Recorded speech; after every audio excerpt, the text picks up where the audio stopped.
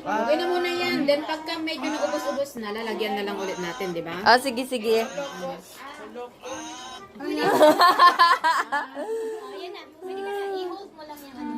Oh my goodness, thank you so much guys. Thank you, thank you, thank you. Thank you talaga. Thank you Honey Bunch.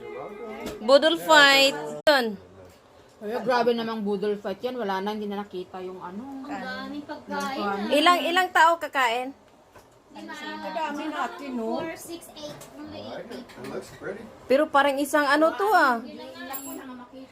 Salamat sa mga donasyon at salamat sa lahat. Salamat sa Panginoon. I thank you God. Yes, thanks for the blessing. Meron pa dito. Hi.